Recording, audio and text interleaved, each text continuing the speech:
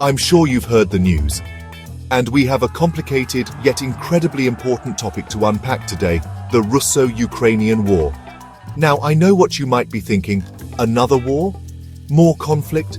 Can't we talk about like cute otters or the history of the spork? And trust me, I get it. But the reality is, this conflict has sent shockwaves throughout the world, with implications that reach far beyond the borders of Ukraine. Understanding the Russo-Ukrainian War isn't just about memorizing names and dates. It's about grappling with complex geopolitical realities, the human cost of conflict, and the very future of international relations. We're talking about a war that's reshaping alliances, challenging global power dynamics, and raising profound questions about sovereignty and international law. Over the next few chapters, we're going to dive deep into this conflict, exploring its historical roots, the key players involved, and the potential consequences for the future. So, buckle up, grab your thinking caps, and let's try to make sense of this complex and ever-evolving situation together. Alright, so to truly understand the current conflict, we need to hop into our metaphorical time machine and journey back, way back, to the early 20th century. See, the relationship between Russia and Ukraine is deeply intertwined, marked by both periods of cooperation and, unfortunately, intense conflict. We're talking centuries of shared history, cultural exchange, and even a common language. But within this shared narrative, there's also a history of domination and control. The Russian Empire and later the Soviet Union often sought to suppress Ukrainian identity and autonomy. A pivotal moment in this tumultuous history was the Holodomor, a man-made famine engineered by Stalin's regime in the 1930s that resulted in the deaths of millions of Ukrainians. This horrific event, often referred to as the Terror Famine, left a deep scar on the Ukrainian psyche and continues to fuel tensions between the two nations even today. Fast forward to 1991, the Soviet Union collapses, and guess what? Ukraine, along with many other former Soviet republics, declares its independence. This moment was huge, marking the beginning of a new era for Ukraine, a chance to forge its own path as a sovereign nation. But this newfound independence didn't erase the centuries of complex history. Russia, under the leadership of Boris Yeltsin and later Vladimir Putin, continued to exert its influence, particularly in the Crimean Peninsula, a strategically important region with a majority Russian population. And then, in 2014, things escalated dramatically. Russia annexed Crimea, a move widely condemned by the international community as a violation of international law. At the same time, pro-Russian separatists, backed by Russia, ignited a conflict in the Donbas region of eastern Ukraine, further fueling tensions and setting the stage for the broader war we see today. So, we've established that the relationship between Russia and Ukraine is complicated, to say the least, shaped by a long and often painful history. But what were the specific events that led to the full-scale Russian invasion of Ukraine in 2022? Well, in the years leading up to the invasion, tensions were steadily simmering. Russia, under Putin's increasingly assertive leadership, viewed NATO expansion as a direct threat to its security interests. The possibility of Ukraine, a country on Russia's doorstep, joining NATO was seen as a red line for the Kremlin. Meanwhile, Ukraine, particularly under the leadership of President Volodymyr Zelensky, was pushing for closer ties with the West, seeking to join both NATO and the European Union. This westward shift, fueled by a desire for democracy and closer integration with Europe, further exacerbated tensions with Russia. Throughout 2021, Russia began a massive military buildup along its border with Ukraine, amassing troops, tanks, and artillery in a show of force that had the world on edge. Diplomatic efforts to de-escalate the situation proved futile, and the world watched with bated breath as the crisis unfolded. Then, in the early hours of February 24, 2022, the unthinkable happened. Russian forces launched a full-scale invasion of Ukraine, marking the largest military assault in Europe since World War II. The initial days and weeks of the invasion were met with fierce resistance from Ukrainian forces and ordinary citizens who took up arms to defend their country. The world watched in awe as Ukrainian President Volodymyr Zelensky, once a comedian, emerged as a wartime leader, rallying his people and becoming a global symbol of defiance against Russian aggression. One of the most significant early battles took place in Kyiv, the Ukrainian capital. Russian forces, hoping for a swift victory, attempted to seize control of the city. However, they were met with fierce resistance from Ukrainian defenders, who managed to repel the Russian advance and ultimately force them to withdraw from the area. Another key turning point came with the sinking of the Moskva, the flagship of Russia's Black Sea Fleet.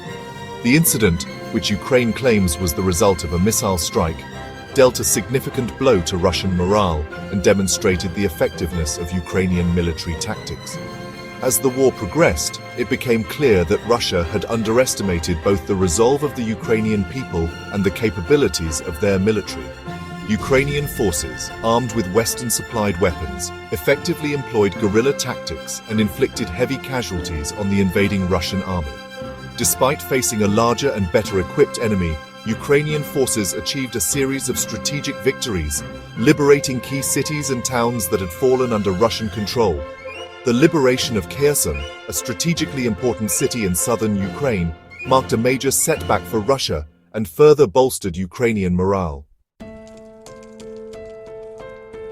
The Russian invasion of Ukraine sent shockwaves through the international community, prompting a swift and largely unified response from Western nations.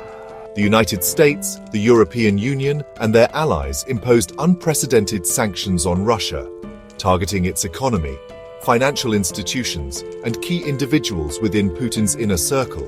These sanctions were designed to cripple the Russian economy and pressure Putin to end the war. However, they also had global repercussions, disrupting supply chains, fueling inflation, and exacerbating existing economic challenges.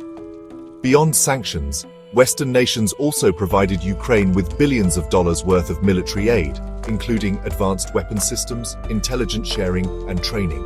This support proved crucial in bolstering Ukraine's defenses and enabling them to resist the Russian invasion. The war also had a profound impact on global energy markets. Russia, a major energy exporter, found itself increasingly isolated as Western nations sought to reduce their dependence on Russian oil and gas. This energy crisis highlighted the complex geopolitical realities of the conflict and the challenges of transitioning to a more sustainable energy future. The international community also witnessed an outpouring of support for Ukraine, with millions of people around the world condemning the Russian invasion and expressing solidarity with the Ukrainian people. Protests erupted in cities across the globe, and humanitarian organizations mobilized to provide aid and assistance to those affected by the conflict. However, the response to the war was not entirely unified. Some countries, particularly those with close ties to Russia, were reluctant to condemn the invasion or impose sanctions. This division highlighted the challenges of maintaining international order in a multipolar world with competing interests and ideologies.